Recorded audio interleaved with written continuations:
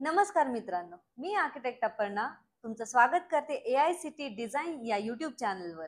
आज आपण इथे एका अशा विषयासंदर्भात बोलणार आहोत जे की इंटिरियर डिझायनिंग मधल्या संधी, इंटिरियर डिझायनिंग काय आहे, इंटिरियर डिझायनिंगचा स्कोप काय आहे आणि 10वी-12वीच्या मुलांना असे बरेच प्रश्न आहेत जे की करिअर घडवताना त्यांना उपयोगाला येतील. तर आज या विषयावर चर्चा करण्यासाठी आपल्या सोबत आहेत इंटिरियर डिझायनर कल्याणी, ज्यांना 8 वर्षाचा इंटिरियर डिझायनिंगचा अनुभव असून त्या इंटिरियर डिझायनिंग फॅकल्टी म्हणून AICT डिझाईन अकॅडमी मध्ये काम करत आहेत.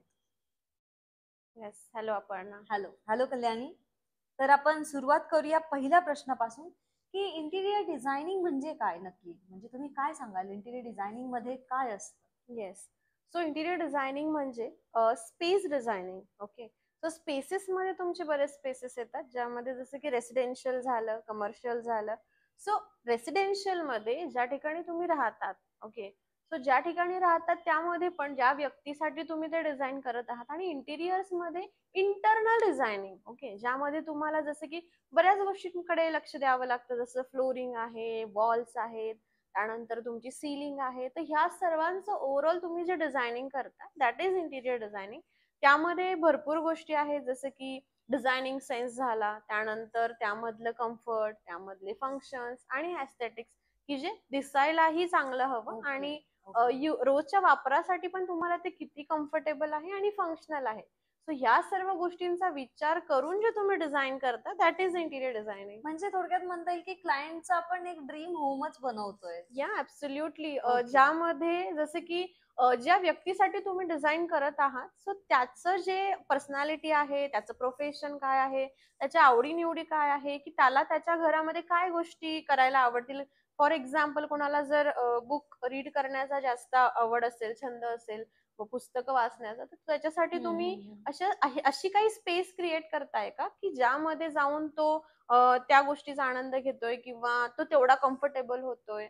Okay okay. यामध्ये बऱ्याच गोष्टी येतील, रेसिडेन्शियल साठी पण आणि कमर्शियल साठी पण. अच्छा. तर आता ओव्हरऑल तसं म्हणायला गेलं तर इंटिरियर डिझायनिंगचे असे कोणते सब्जेक्ट्स आहेत किंवा त्या सब्जेक्ट्समध्ये काय काय शिकवलं जातं त्याबद्दल थोडक्यात आम्हाला जरा सांगा. येस अपर्णा. सो आपल्याकडे जसं की बेसिक टू ऍडव्हान्स पर्यंत आपण घेत असतो. सो बेसिक मध्ये तुम्हाला जसे की कलर थिअरी, त्यानंतर इंटिरियर ग्राफिक्स. इंटिरियर ग्राफिक्स मध्ये तुमचे हँड ड्राफ्टिंगचे स्किल्स जास्त होतात. अच्छा. आणि कलर थिअरी मध्ये तुम्ही कलर स्कीम कशा पद्धतीने वापरायला हवं, जसं मी आधीच म्हटले की एखाद्या क्लायंटला काय गोष्टी त्याच्या आवडीनिवडी कशा आहेत त्या पद्धतीने डिझाईन करणं. मग त्यामध्ये कलर स्कीम्सचा पण खूप मोठा हात आहे, किंवा त्यामध्ये त्यामुळे पण तुमचं घर तेवढं जास्त सुंदर दिसतंय डिझाईन केल्यानंतर. त्यानंतर फर्निचर डिझायनिंग. ज्यावेळी तुम्ही डिझायनर बनता, अल्टिमेटली तुम्ही फर्निचर डिझायनिंग मध्ये पण बरोबर काम बरोबर. करता. त्यामुळे नंतर तुम्ही या सर्व सब्जेक्टचं जे इम्प्लिमेंटेशन करतात तुम्ही, लास्ट जो तुमचा सब्जेक्ट असतो डिझाईन स्टुडिओ. तो डिझाईन स्टुडिओ मध्ये तुम्ही जे सब्जेक्ट शिकला आहात त्याचं इम्प्लिमेंटेशन करतात. इन शॉर्ट, फर्निचर डिझायनिंग झालं, त्यानंतर त्यामध्ये वास्तू रिलेटेड गोष्टी ज्या तुम्ही अरेंजमेंट्स करताय, सो त्या कशा असायला हवा, लाइटिंग डिझायनिंग कशी असायला हवी, ॲम्बियन्स जो तुम्ही क्रिएट करतात, तर मग त्यासाठी तुमचं लाइटिंग डिझायनिंग किंवा लाइटिंग टेक्नॉलॉजी याबद्दल पण तुम्हाला माहिती असणं फार गरजेचं आहे. सो ओव्हरऑल या सर्वच सब्जेक्ट बेसिक पासून ऍडव्हान्स पर्यंत आपण त्यामध्ये घेत असतो. म्हणजे तसं म्हणता येईल का आपल्याला की या सगळ्या सब्जेक्ट्सनी एक घर परिपूर्ण आपण बनवतोय थोडक्यात, असं म्हणता डेफिनेटली. येईल. तुम्ही इथे तुम्ही जे नॉलेज घेत आहात AICT मध्ये किंवा जे डिझायनिंग मध्ये, सो बेसिकली तुम्हाला ते ह्यासाठी की त्यामध्ये काय गोष्टी आहेत ह्यासाठी. आणि ज्यावेळी तुम्ही इंटर्नशिप करताय, कोणासोबत तरी काम करताय, कुठल्या तरी डिझायनर सोबत किंवा आर्किटेक्ट सोबत, तर त्यानंतर तुम्ही प्रिपरेशन्स कसे करताय ड्रॉइंगचे, ह्या सर्व गोष्टी तुम्हाला मिळतात. आणि अच्छा. मग तुम्ही इंडिपेंडेंटली कुठलीही डिझाईन करू शकतात किंवा तुम्ही स्वतः प्रोजेक्ट्स घेऊ शकतात. सो ओव्हरऑल नॉलेज तर तुम्हाला इथे मिळतच आहे. Okay okay. तर या सगळ्या गोष्टींसाठी आपल्याला म्हणजे कोणत्या सॉफ्टवेअरची गरज असते का किंवा यासाठी कोणते सॉफ्टवेअर टूल्स यूज केले जातात? डेफिनेटली. मी आता जे सब्जेक्ट तुम्हाला सांगितले त्यामध्ये तुम्हाला डिझायनिंग सेन्स डेव्हलप करण्याच्या गोष्टी तुम्हाला शिकवल्या जातात. पण ज्यावेळी तुम्ही इम्प्लिमेंटेशन करतात, जसं की तुमच्या वेंडर्सला देण्यासाठी तुमच्याकडे ड्रॉइंग्स असायला हवं. आणि स्केल मोठी असेल तर तेवढं तुम्ही हँड ड्राफ्टिंग नाही ना करू शकत. मग अच्छा. त्यासाठी तुम्हाला जसं की ऑटोकॅड झालं, ज्यामध्ये तुम्ही थोडी ड्रॉइंग्स बनवतात. त्यानंतर 3D करण्यासाठी तुम्ही गुगल स्केचअप, 3ds मॅक्स याचा वापर करतात. आणि प्रेझेंटेशन चांगलं करण्यासाठी डेफिनेटली फोटोशॉप ह्या सॉफ्टवेअरचा उपयोग होतो. आणि रेंडरिंगसाठी तुम्ही लुमियन वापरू शकतात. सो असे हे सॉफ्टवेअर पण आपण शिकवतो, ज्यामुळे तुमचं डिझायनिंग म्हणजे तुमचं जे नॉलेज आहे ते तुम्ही तुमच्या क्लायंटसाठी किंवा कशा पद्धतीने तुम्ही ते समोरच्याला सांगून देताय की तुमच्या डिझाइन कॉन्सेप्ट कशा आहेत, तुमच्या माइंडमध्ये काय गोष्टी आहेत. सो त्यासाठी सॉफ्टवेअर डेफिनेटली खूप मदत करतात. तर आपण आत्ताच जाणून घेतलं की इंटिरियर डिझाईन म्हणजे काय, त्याच्यातले सब्जेक्ट्स कोणते. तर ओव्हरऑल असं बघताना मला अजून एक प्रश्न विचारायचा आहे तुम्हाला, की आपल्याला याच्यात प्रॅक्टिकल अनुभव काय मिळतो? येस, याच्याबद्दल विचारायचं अपर्णा. होतं. आपण ज्यावेळी हे सब्जेक्ट बद्दल मी तुम्हाला जी माहिती दिली, सो मटेरियल स्टडीसाठी आपण मार्केट सर्वेसाठी आपण घेऊन जात असतो, की ज्यामुळे मार्केटमध्ये आता नवीन कुठले मटेरियल्स आलेत, त्यांची कॉस्टिंग कशी आहे, नवीन कुठले मटेरियल्स ज्यामुळे तुम्ही ते तुमच्या डिझाईनसाठी यूज करू शकता, तर याबद्दलचं नॉलेज मिळतंय. आणि डिझाइन स्टुडिओसाठी तुम्हाला डेफिनेटली एक वेल डिझाइन जे कोणीतरी घर डिझाइन जे केलं आहे, सो त्याच्यासाठी आपण व्हिजिटला घेऊन जात असतो, ज्यामुळे तुम्हाला एक अनालिसिस होतं की कशा पद्धतीचे तुम्ही बेसिक्स जे आहे आपले प्रिन्सिपल एलिमेंट्स वगैरे कशा पद्धतीने वापरले गेलेत, तर त्याचं नॉलेज ओव्हरऑल मिळणार आहे. आणि अजून एक गोष्ट प्रॅक्टिकल मध्ये बघितली तर ज्यामध्ये ओव्हरऑल जे तुम्ही डिझाइन करत आहात, सॉरी, हँड हँड स्किल जे तुम्ही डेव्हलप करत आहात, तर त्यासाठी आपण इन हाऊस वर्कशॉप्स वगैरे पण अरेंज करतो, ज्यामध्ये तुम्हाला ओव्हरऑल नॉलेज मिळत असते या सर्व गोष्टींचं. ओके. आता या प्रॅक्टिकल नॉलेजमुळे असं म्हणता येईल, की मुलांना सगळ्या गोष्टी समजतील आणि ओव्हरऑल क्लॅरिटी भेटेल, की ओके म्हणजे प्रत्येक सब्जेक्ट तेवढाच तेवढाच महत्वाचा आहे. महत्वाचा असं येस, म्हणता येईल आपल्याला. ठीक आहे. डेफिनेटली.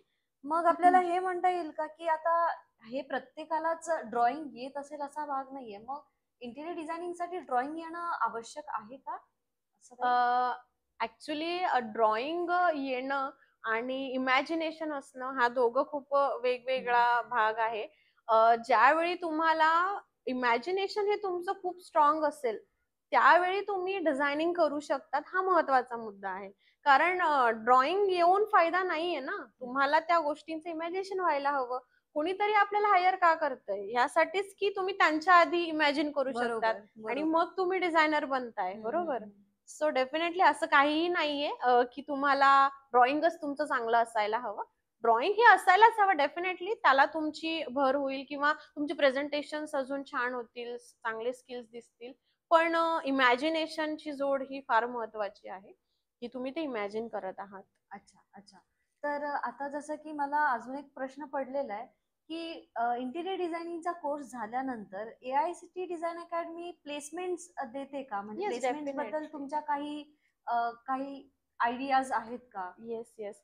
येस, तुमचा ज्यावेळी कोर्स पूर्ण होतो, आपण 100% म्हणू शकतो तुम्ही गॅरंटी की तुम्हाला प्लेसमेंट्स आपण प्रोव्हाईड करत असतो, जे की फार ओके. गरजेचं आहे तुमच्या ओव्हरऑल डेव्हलपमेंटसाठी. अच्छा. त्याच्यासाठी काही वेगळी प्रिपरेशन करून घेतली जाते मुलांकडून? हो, तुमच्या सब्जेक्ट्समध्येच काही सब्जेक्ट असे आपण ॲड ऑन केले, ज्यामध्ये तुम्ही तुमचे पोर्टफोलिओज बनवतात, ज्यामध्ये तुम्ही तुमचे स्किल्स जे डेव्हलप केले, त्याचं पण प्रेझेंटेशन तुम्ही करत आहात. जेणेकरून कोणीतरी तुम्हाला हायर करते, तर त्यासाठी दाखवण्यासाठी तुमच्याकडे तुमचा एक डेटा डेफिनेटली असतो. अच्छा. ओके. आतापर्यंत झालेल्या डिस्कशन नंतर मला वाटतं प्रेक्षकांना आपल्या बऱ्याचशा प्रश्नांची उत्तरं मिळाली असतील. पण मला कल्याणी तुला असा एक पुढचा प्रश्न विचारायचा आहे, की या कोर्समध्ये कोण प्रवेश घेऊ शकतं? याबद्दल तू काही सांगशील तर? येस. या कोर्ससाठी 10वी-12वी नंतरचे विद्यार्थी प्रवेश घेऊ शकतात. आणि जे वर्किंग प्रोफेशनल्स आहेत, जसे की सिव्हिल इंजिनियर झाले, कॉन्ट्रॅक्टर्स झाले, सो ते सुद्धा प्रवेश घेऊ शकतात ह्या कोर्ससाठी. अच्छा, अच्छा. आणि आपली जी ए-आय-सी-टी डिझाइन अकॅडमी आहे, ती कोणते कोर्सेस उपलब्ध करतीये? येस. त्यासाठी बी-वोक, बी व्होकेशनल इंटिरियर डिझायनिंग आणि डिप्लोमा हे दोघं पण कोर्सेस अवेलेबल आहेत. आणि यू-जी-सी रिकॉग्नाइज्ड आहेत सर्व कोर्सेस जे आहेत ते. अच्छा, अच्छा. शेवटचा माझा पुढचा प्रश्न तुला असा विचारायचा आहे, की या सगळ्या आता जेवढी काही तू माहिती दिलेली आहेस, त्याच्यावरून इंटिरियर डिझायनर आता बनू शकतो का मी?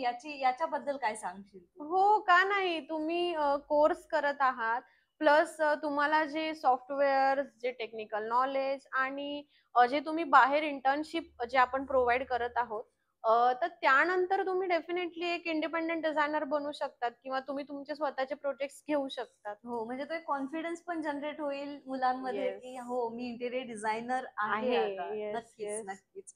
छान वाटलं कल्याणी, तुम्ही आज AICTE डिझाइन अकॅडमीमध्ये आलात आणि एवढी छान माहिती दिलीत आम्हाला. त्याबद्दल खरंच thank you. Thank you so much. Yes. Thank you Aparna. चलो मिलते हैं फिर. आज आपल्याला बरीचशी माहिती मिळाली आहे आणि अशीच काही माहिती तुम्हाला अजून जाणून घ्यायची असेल तर आम्हाला कमेंट बॉक्समध्ये नक्कीच कळवा आणि अशा प्रकारची अजून काही माहिती जाणून घ्यायची असेल तर आमच्या YouTube चॅनलला सबस्क्राईब करा. Thank you so much.